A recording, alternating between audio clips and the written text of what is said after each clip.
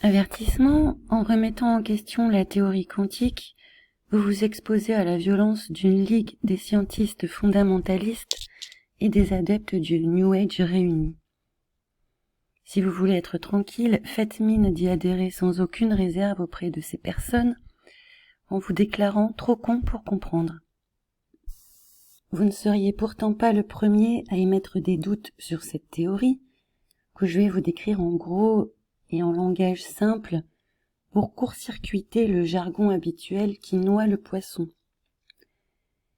Niels Bohr ou Erwin Schrödinger, excusez du peu, l'ont fait avant vous. La physique quantique est une théorie mathématique, un calcul de probabilité. C'est un calcul de probabilité qui inclut l'idée que l'observateur d'un phénomène influence directement le phénomène lui-même rien qu'en le regardant. En gros, c'est comme si l'œil possédait son propre pouvoir de création du monde. De là, la théorie quantique invente une nouvelle façon d'exister au monde, totalement absurde, qu'elle appelle la superposition d'états quantiques. On postule qu'une chose et son contraire peuvent coexister au même instant, au même endroit, tant qu'on ne l'a pas observé. C'est ce qu'ils appellent le principe d'incertitude. La théorie quantique radicale confond le monde imaginaire des possibles avec la réalité elle-même. Par exemple, quelqu'un qui serait enfermé dans une grotte depuis plusieurs semaines, il ne sait pas s'il fait jour ou nuit à l'extérieur. Il y a une chance sur 2 pour qu'il fasse jour ou nuit, c'est 0 ou 1. Cette incertitude est dans l'esprit de la personne enfermée, mais la théorie quantique va postuler qu'il fait jour et nuit en même temps à l'extérieur, tant que la personne n'est pas sortie de la grotte. C'est l'absurdité que Schrödinger dénonce avec son expérience du chat dont tout le monde parle, qui, en fait, dans la réalité, ne peut pas être à la fois vivant et mort, et c'est pas parce qu'on ne sait pas s'il est vivant et mort qu'il est mort-vivant. La mécanique quantique dit que tant qu'on n'a pas regardé un objet, il est de toutes les formes possibles. Alors je vais vous donner une première proposition, qui est la proposition logique et naturelle, et une deuxième proposition, qui est la proposition quantique. Première proposition, tant qu'on n'a pas regardé le ciel, il peut être de toutes les couleurs possibles. On a une proposition vraie ici, qui correspond à la logique de nos perceptions et de notre expérience de la vie. Mais la physique quantique va remplacer l'expression « tant qu'on n'a pas regardé le ciel, il peut être de toutes les couleurs possibles » par « tant qu'on n'a pas regardé le ciel, il est de toutes les couleurs possibles ». C'est ce qu'ils appellent la superposition d'états quantiques. On passe de la proposition tout à fait logique « tant qu'on n'a pas ouvert la boîte du chat de Schrödinger, on ne sait pas s'il est mort ou vivant, donc il peut être mort ou vivant », à la proposition « tant qu'on n'a pas ouvert la boîte du chat de Schrödinger, il est mort et vivant ». Il est les deux en même temps. Donc c'est-à-dire que le fait de regarder ou pas dans la boîte, ça influence la réalité elle-même.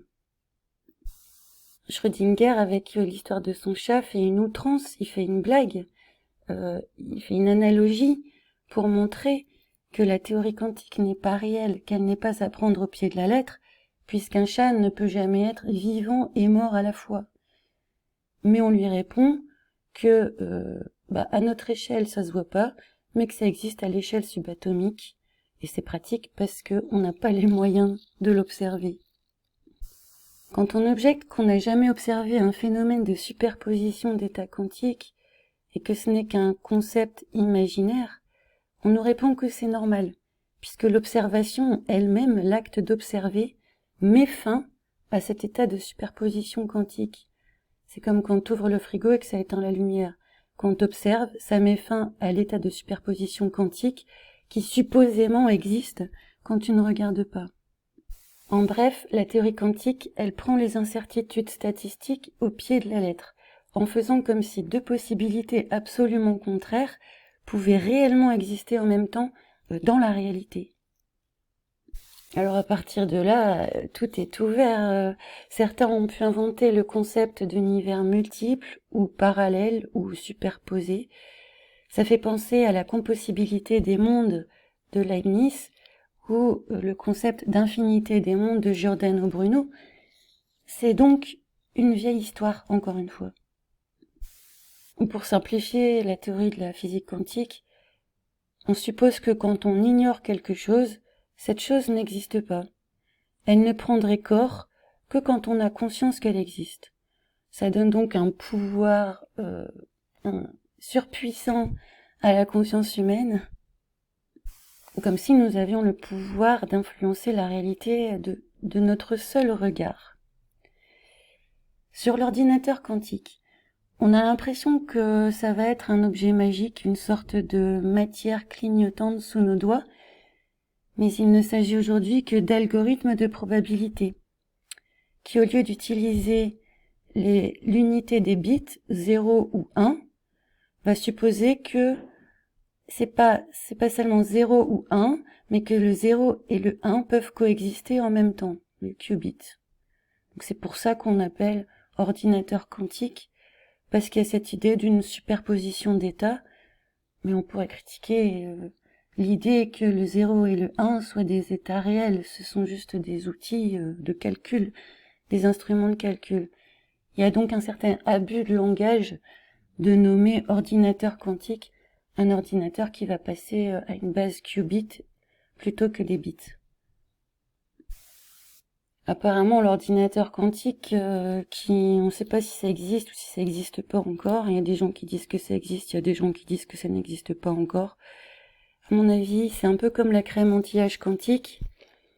Ce sont des appellations abusives à vocation commerciale.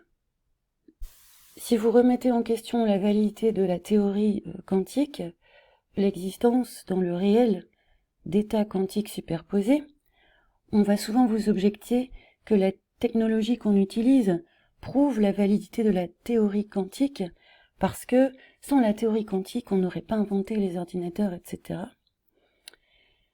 Mais si la théorie quantique est vraie, un ordinateur n'est pas plus quantique qu'un stylo ou une feuille d'arbre.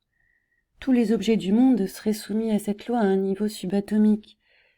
Donc il est un peu idiot de dire ton smartphone ou les lasers marchent grâce à la physique quantique.